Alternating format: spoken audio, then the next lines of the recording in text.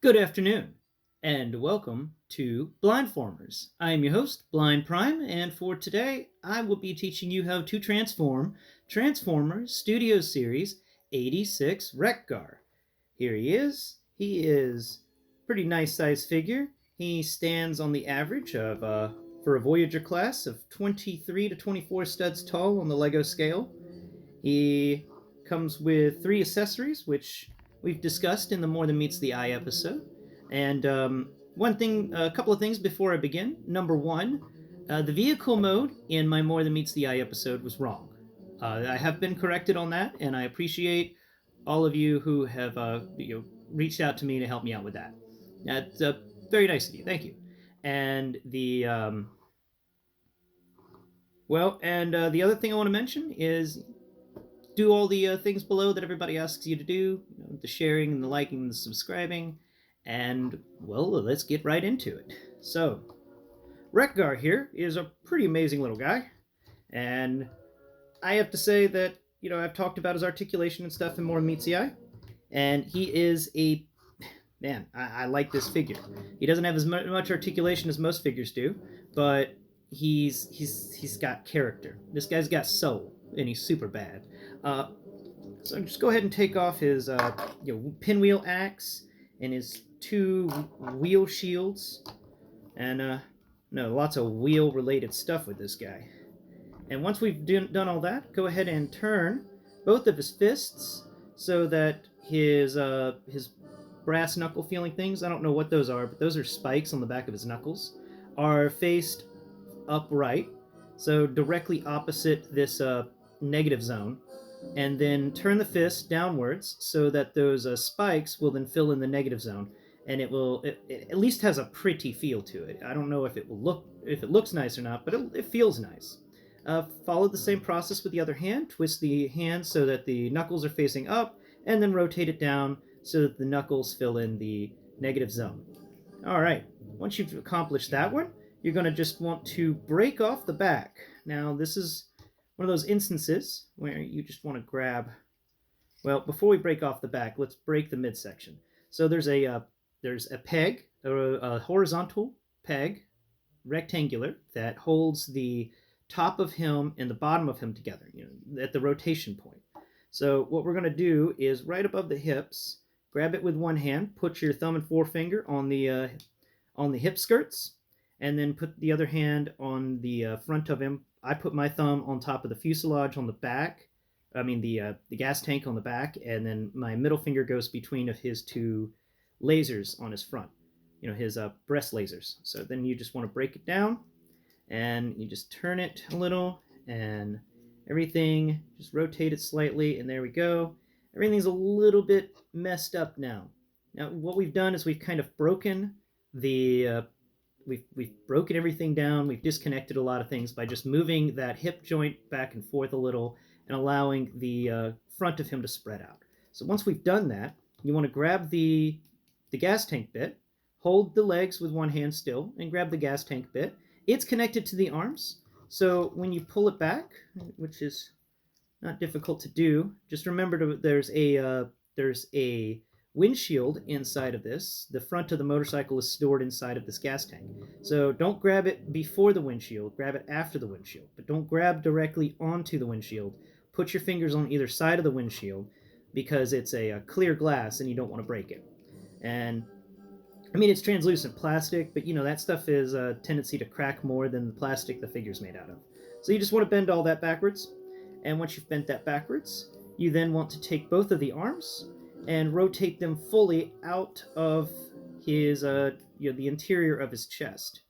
And you may need to take these little handlebars on top and rotate them so that the arms can fit underneath them without upsetting anything. And there's 2 little handlebars on top. They have some rotation to them, and because of the way they're designed with an L-shaped hinge, you can actually, at some point, they're higher than other points. So you just rotate them up so that they're high above the shoulders. Once you've done that, you can reach inside this.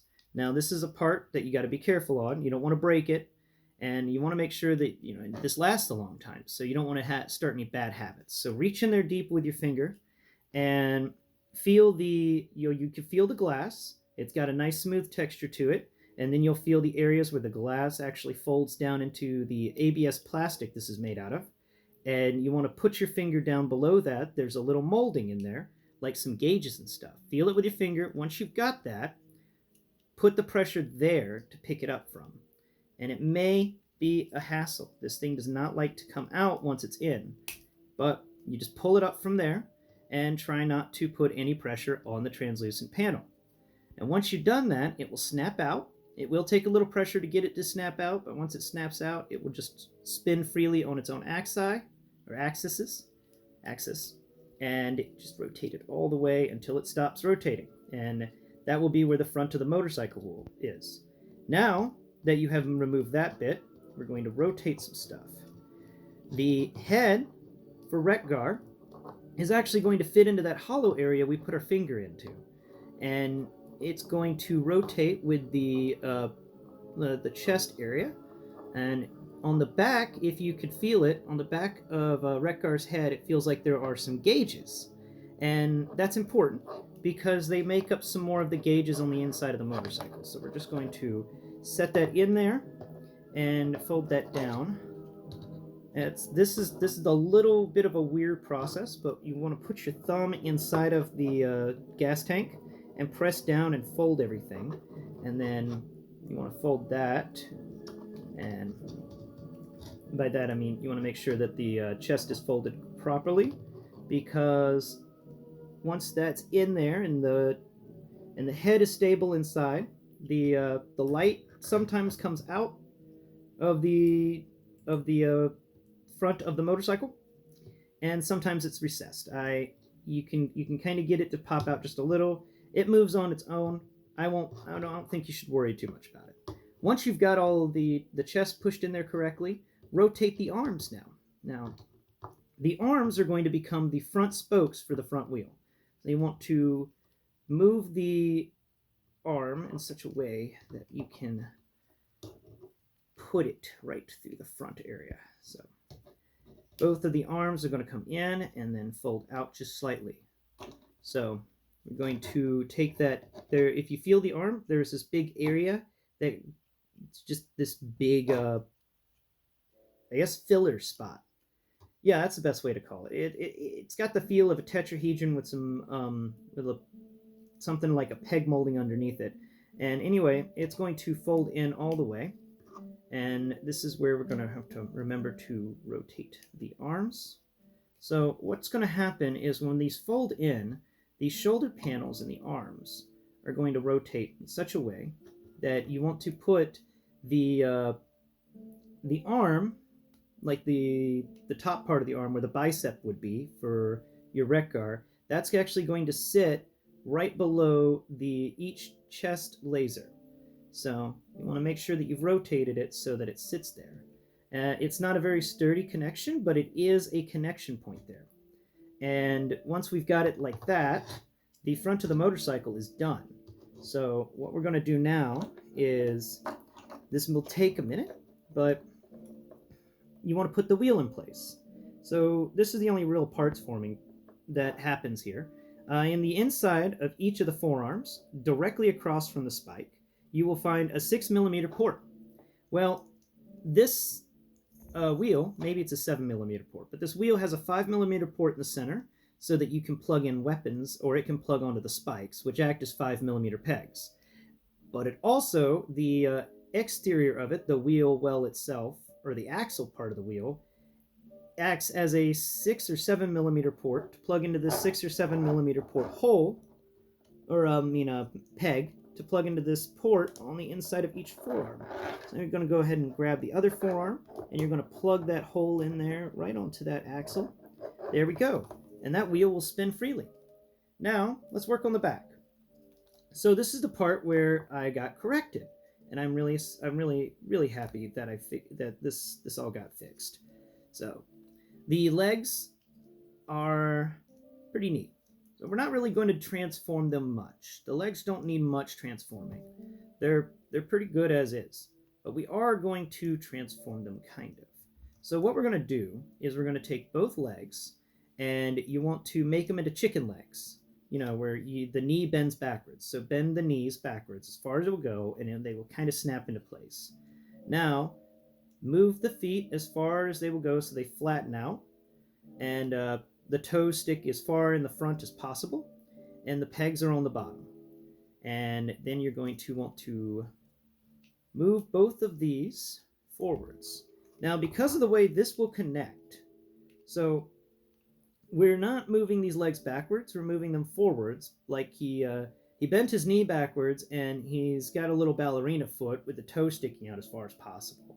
And he's trying his best to stick it both of them as far into the air as possible at the same time. And there's a little port, or I think it's a peg, on the top of each of these toes. No, it's a little port on the top of each of these toes that's going to plug into a peg that's right on the inside of the chest area here, of the shoulders, where if you feel on the outside of each of the shoulders that have now become the front wheels, you'll find that there is a vertical peg or a horizontal peg that's rectangular on each of them. It has a little bit of a curve to it, and it's going to fit those legs nice. But before we do that, before we plug those feet in, because it's going to be very difficult after we plug the feet in to actually get the tire into place, so we're going to put the tire in now.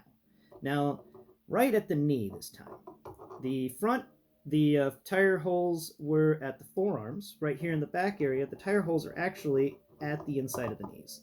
So you want to fold out one of the legs slightly on its hip joint, and then slide the tire in, and then you're going to want to fold that leg back in at its hip joint, and there we go. Now the tire's in place right between both of the spikes. If you're having trouble finding where the tire holes are, look for the spikes. The tire holes are directly across from the spikes.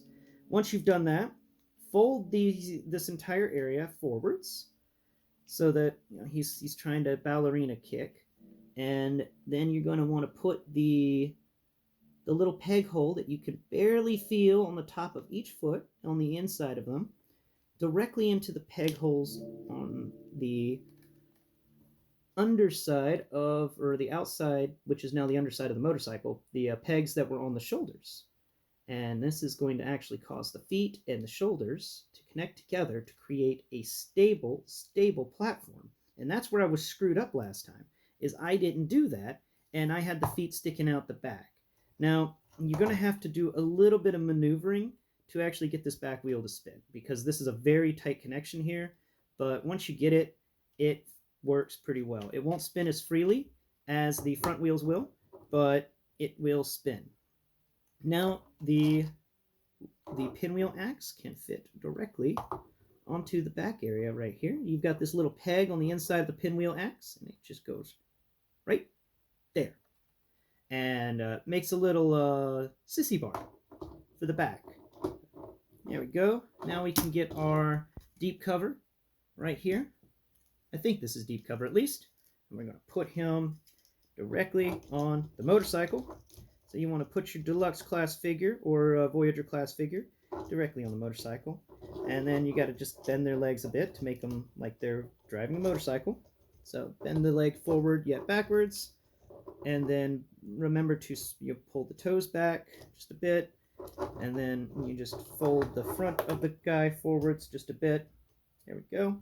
And then each of these arms are going to fit nicely into the... Oh no! Deep cover lost an arm. Deep cover lost an arm. Well, there it goes. Okay, the arm's back. Arm's back in business. But you're going to want to fit each of these into the... there we go. Just plug the hand into the... We're just going to set that arm off to the side. We're going to plug this hand into the... There it goes. Come on. There it goes. You just plug the hand into the handlebar. Once you actually get the hand to plug into the handlebar. And there you go. It's a little sloppy because deep cover decided to kind of fall apart on me. And but it is a cool thing to have a there you go. We'll just set you there right, like that. Yeah. Alright guys, well, this has been Blindformers. I hope you've enjoyed watching this, and I hope that I have taught you how to transform your Transformers Studio Series 86 Wrek-Gar. You can still find them in stores. I'm sure they're on shelves all over the place. The scalpers may have gotten them. The scalpers may not have gotten them, depending on where you live. So here's to you finding them before the scalpers do. Merry Christmas to you, and I will see you next time for some more G.I. Joe Classified Marvel Legends. All right. Well, until next time. Bye for now.